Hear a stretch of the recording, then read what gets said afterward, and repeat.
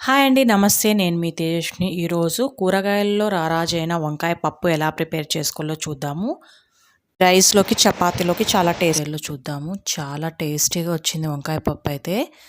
అస్సలు కనుక్కోలేరండి. అంత టేస్టీగా ఉంటుంది. పప్పులో వంకాయ వేసామా లేదా అని. ముందుగా అయితే ప్రెషర్ కుక్కర్ తీసుకొని ఇలా కందిపప్పు ఒక గ్లాస్ వేసి బాగా వాష్ చేసుకుందాం. వాష్ చేసుకొని అందులో వాటర్ అన్నీ వంపేసి ఒక గ్లాస్ కందిపప్పుకి 2 గ్లాసెస్ వాటర్ వేసుకుందాము. వేసుకున్న తర్వాత పచ్చిమిర్చి కారానికి తగ్గట్టు వేసుకోండి. ఇక్కడ నేనైతే 1 కప్ తీసుకున్నాను.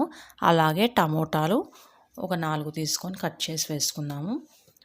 అలాగే పసుపు, తగినంత సాల్ట్ వేసుకోండి. అలాగే ఒక 1/2 టేబుల్ స్పూన్ జీలకర్ర అండి. చాలా టేస్టీగా ఉంటుంది జీలకర్ర. వెల్లుల్లి రెవ్వలు 2 కట్ చేసి, అలాగే కాస్త కొత్తిమీరి. ఇలా వంకాయలు కూడా నేను ఒక 1 కప్ తీసుకున్నాను.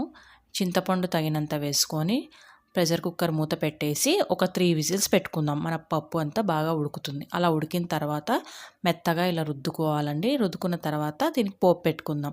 స్టవ్ ఆన్ చేసి కడాయి పెట్టి ఆయిల్ వేసుకుందామండి. ఆయిల్ బాగా వేడెక్కిన తర్వాత వెల్లుల్లి రెవ్వలు కాస్త ఎక్కువగా వేసుకోండి పప్పులోకి. టేస్ట్ చాలా బాగుంటుంది. అలాగే ఆనియన్ కట్ చేసిండేది వేసుకొని అన్నీ బాగా ఎర్రగా మగ్గిన తర్వాత ఎండుమిర్చి కూడా కట్ చేసి వేసుకుందాము. అలాగే ఆవాలు, జీలకర్ర, కరివేపాకు వేసి పోపంతా బాగా ఎర్రగా మగ్గిన తర్వాత ఈ పోపునంతా మనం ఇందాక రుద్దుకున్న పప్పులోకి వేసుకొని బాగా మిక్స్ చేసుకుంటే మన టేస్టీ అయిన వంకాయ పప్పు అయితే ప్రిపేర్ అయిపోయింది.